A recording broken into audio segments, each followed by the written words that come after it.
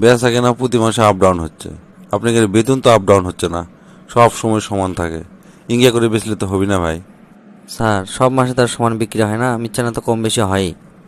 সেটা আমরা জানি, আপনি সেটা কয়া লাগবে না, কিন্তু আপনাকে পোশাক আশাকের এই অবস্থা কিসব? আপনি চেহারা দেখে তো মনে হচ্ছে 2-3 দিন সেভ করেননি, জুতা দেখে মনে হচ্ছে 6 মাস কালি করেননি। ইনকা করে যদি চাকরি করেন তাহলে বেশি দিন তো চাকরি করবার পারবেন না।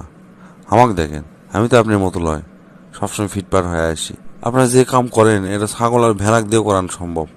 স্যার একদিন তো আপনি কথা কইলেন, আজ আমি না কথা কই, আমাকে মিচ্ছানার সুযোগ দেন। আপনারা তো কথা ছাড়া আর কিছু কর পারেন না। কন কি মহামূল্যবান কথা কবেন?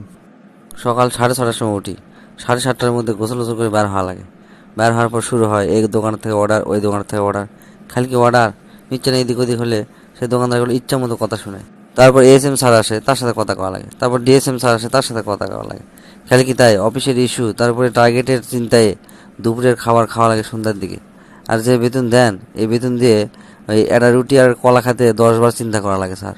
মিচ্ছানা যে বিশ্রাম নেবো তার কোনো উপায় নেই। আপনাকে আবার সেলস রিপোর্ট পাঠানো লাগে, মিচ্ছানা দেরি হলে আবার অকথ্য ভাষায় গালিগালাজ করেন।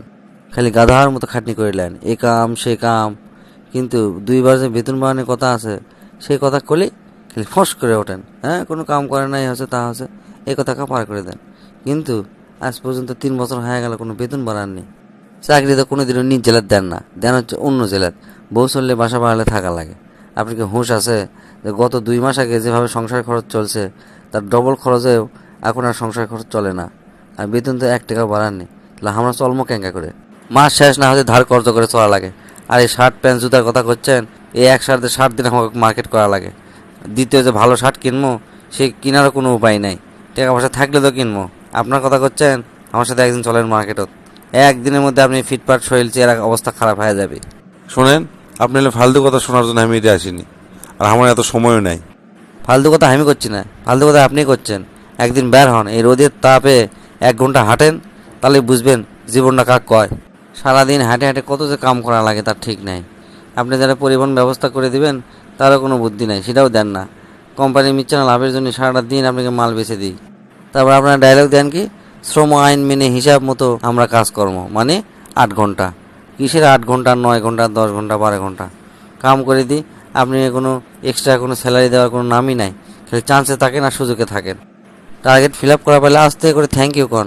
আর টার্গেট ফিল আপ যদি না করা পারি, তাহলে ধরো আমাকে গোষ্ঠী উদ্ধার করে ফেলে দেন আপনারা। আজ প্রায় আমি 2 বছর হয়ে গেল শরীর আমি খাড়া থেকে দেখতে পাইনি। যখন অফিসত বাড়াই তখন দিকে সুদ থেকে ঘুমাচ্ছে, আবার যখন অফিস থেকে আসি তখন দিকে সুদ থেকে ঘুমাচ্ছে। মানে দাঁড়িয়ে থেকে যে কত বড় হসে সেটা কেউ জিজ্ঞেস করলে কবার পারবো না। আর আপনার কত বড় বিবেকহীন দেখেন, আপনি প্রোডাক্টের দাম ঠিকই বাড়াচ্ছেন, আমাদের কোনো মূল্য বাড়াননি আপনারা।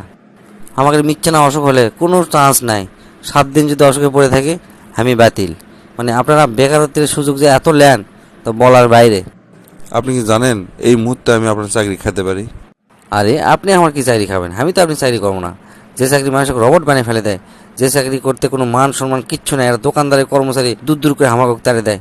আরে বাড়ির যায় 4 দোকান দিলেও এর থেকে অনেক টাকা বেশি ইনকাম করতে পারবো। থাকেন যাই।